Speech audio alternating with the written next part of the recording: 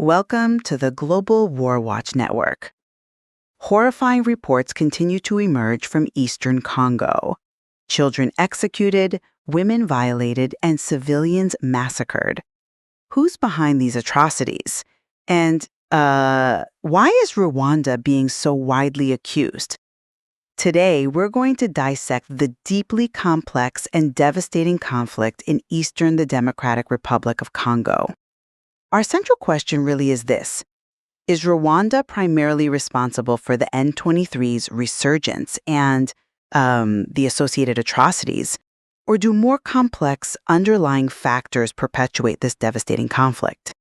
I'll be arguing that, substantial evidence points to direct and systematic Rwandan support as the primary driver behind the current crisis. And I'll be presenting a different perspective. While acknowledging external influence, I'll emphasize the multifaceted nature of the conflict, including, deep-seated local grievances, pervasive economic underpinnings, and the actions of, frankly, a multitude of other armed groups. Okay, so from my perspective, the evidence, it's pretty overwhelming, actually. It indicates direct and systematic Rwandan support for the M23 rebels, making Rwanda a primary, if not the primary driver of this conflict and the humanitarian catastrophe it's caused. Now, for those following closely, you'll know the United Nations Security Council group of experts, the UNSCGE, their reports consistently since March 2022 have repeatedly substantiated the DRC's claims. These aren't just dry documents. They really paint a stark picture of how Rwanda is provisioning armaments and actively reorganizing the M23 insurgency. And consider the sheer scale of the Rwandan Defense Force, the RDF, presence. An April 2024 UNSC commissioned report estimated somewhere between 3,000 and 4,000 RDF troops were operating in eastern DRC. That number often surpassed the estimated 3,000 M23 combatants, which, that's a staggering detail, suggesting M23 is less a rebel group and more a well-supported proxy force. Crucially, this report detailed, and I quote, Kigali exercising significant control over the rebel group's operations. It included a wealth of material evidence: authenticated photos, drone footage, videos, testimonies, intelligence depicting RDF personnel in uniform, operating heavy military gear, artillery, armored vehicles with radar, anti-aircraft systems, troop trucks, during systematic border incursions. This isn't just skirmishing, it's coordinated. And the human cost, it's immense. Human Rights Watch documented widespread M23 abuses, executions, sexual violence, war crimes with clear allegations of Rwandan complicity back in June 2023. A UN investigation, December 2022, chillingly reported M23 massacres killed at least 171 civilians in Tongo and Bombo. The UNSC report also revealed the horrific practice of child recruitment. Children as young as 12 taken from Rwandan refugee camps by intelligence officers, false promises then sent to M23 training camps supervised by Rwandan soldiers and M23 fighters. And finally, you just can't ignore the economic motives. Rwanda skipping that December 2024 tripartite summit, that fueled strong suspicions about economic interests, specifically access to Kivu's minerals. Remember, the DRC suspended a gold refining deal with a company allegedly linked to the Rwandan military, and the EU has since sanctioned Gasabo Gold Refinery for illegally importing gold from M23 areas. It's not just security, it feels like systematic resource exploitation too. Okay, I come at it from a slightly different angle. I acknowledge some level of external influence exists, definitely. But the conflict in Eastern DRC, in my view, is fundamentally rooted in a much more complex interplay of internal grievances, local dynamics, and yes, economic factors, rather than being solely driven by Rwanda's direct actions. I think simplifying it down to just one external actor, it risks missing the forest for the trees, really. The M23 leadership, for their part, has consistently argued their insurgency resumed because the conditions of the 2013 peace deal, the one meant to disarm them and integrate some into the army, just weren't honored by the DRC government. They also claimed to be defending Kivu's Tutsi minority from attacks by the FDLR, that's the Democratic Forces for the Liberation of Rwanda, a Hutu extremist group. Now, critics argue the FDLR isn't a substantial threat anymore, but these stated grievances point to an internal motivation, at least in their narrative. And remember, by 2022, M23 was just one of at least 120 armed groups operating in Eastern DRC. 120. That highlights a deeply fractured security landscape where loads of internal actors contribute to instability. It makes it incredibly difficult, and I'd argue inaccurate, to pin the entirety of the conflict on one external state. This isn't new, it's persistent. The humanitarian situation in North Kivu alone, it's described as catastrophic. 2.5 million displaced by July 2024. Makeshift camps holding maybe 15,000 people, lacking basic latrines, shelter, water, healthcare. Most victims of sexual violence get no medical treatment. And tragically, over 7,000 people killed in just 1 month, Jan-Feb 2025.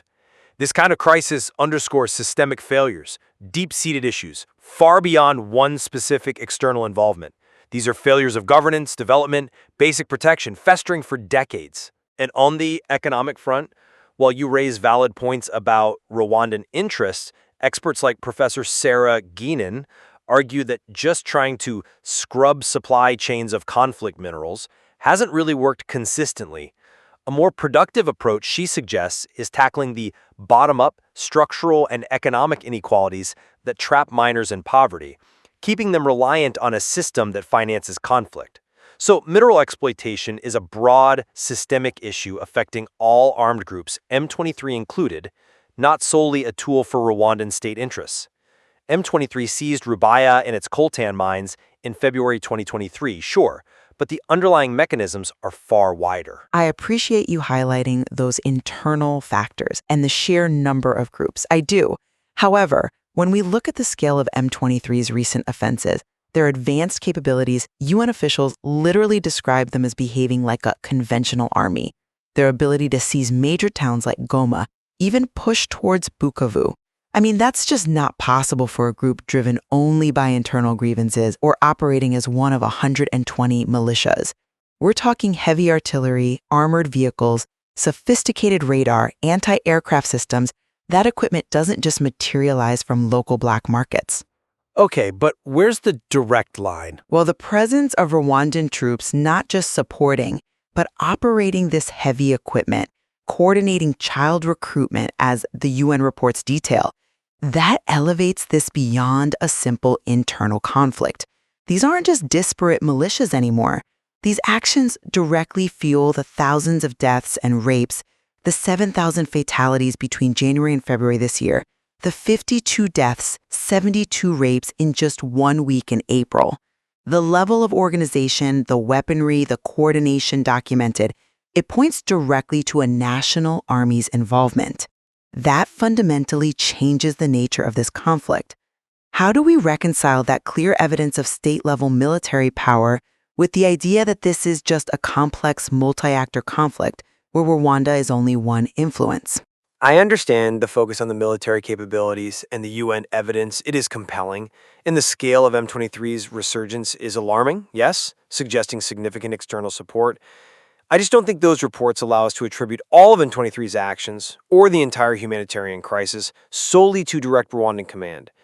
The weaponry is concerning, yes, but M23 existed before this latest surge. It has its own history, its own grievances, however valid or exaggerated, about those unaddressed peace deals. The region, as I said, is plagued by this history, numerous local militias, and this pervasive predatory mineral economy that gives any armed group an incentive to operate.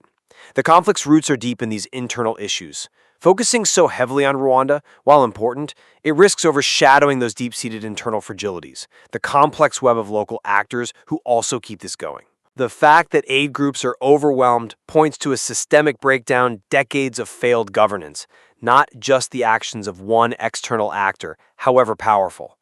If Rwanda's support was the only major factor, why do other groups still thrive? Why do these systemic problems persist even when M23 is less active? I see why you emphasize the systemic issues, and yes, they're critical for the long-term context.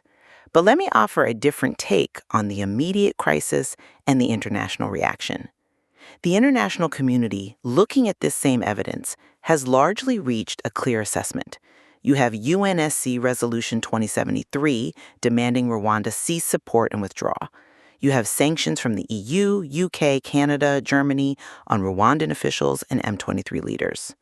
That indicates the international community does identify Rwanda's backing as a critical enabling factor. This isn't just speculation, it's based on extensive, corroborated evidence. And look at the direct looting of state firms like the FPI, Congo's Industrial Promotion Fund, with assets reportedly trucked to Rwanda.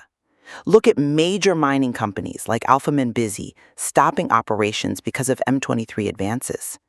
That directly links the military action, the external support, and specific economic exploitation. It suggests systematic appropriation tied to M23's military success.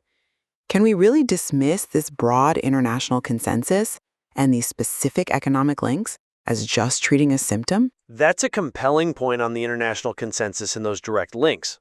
Condemnations are important, they carry weight. But have you considered the risk of this singular focus? The complexity on the ground is still immense. Focusing just on sanctions and state-level intervention without a parallel effort on those bottom-up economic inequalities and internal conflict routes that Gouin highlighted, well, it might just be a superficial fix for a deeply entrenched problem.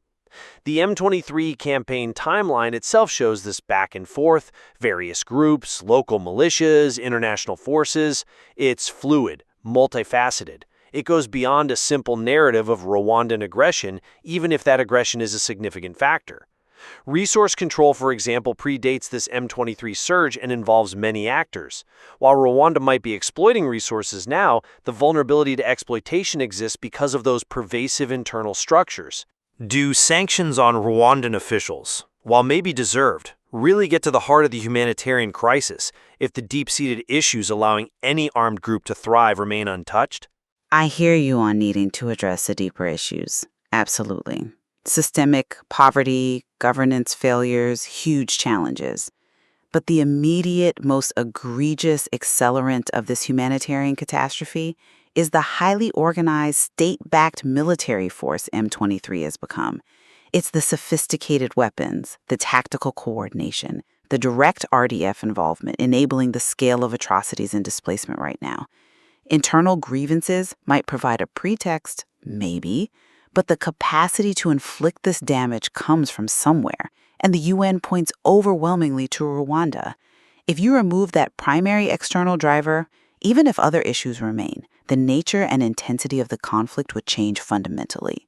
Without that state backing, M23 would likely revert to being one of many less capable localized militias, not a conventional army.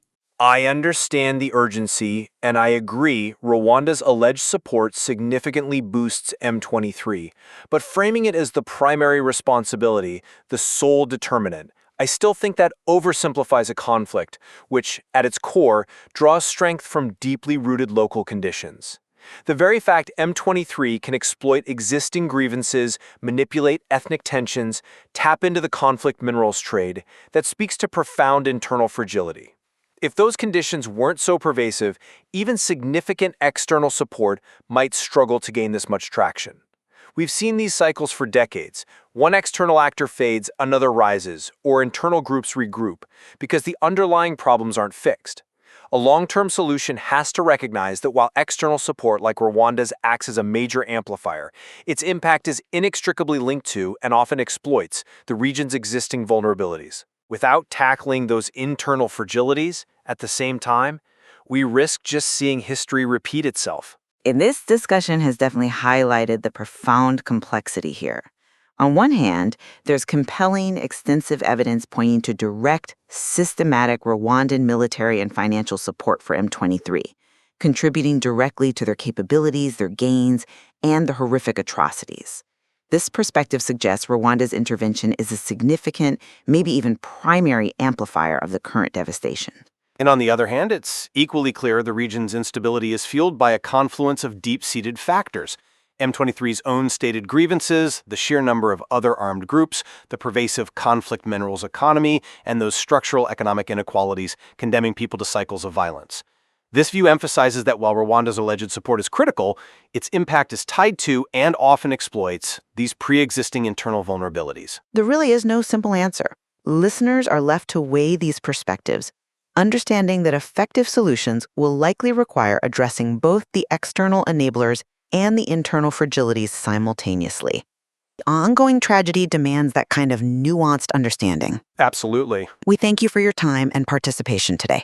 Please like, share, and subscribe to Global WarWatch Network.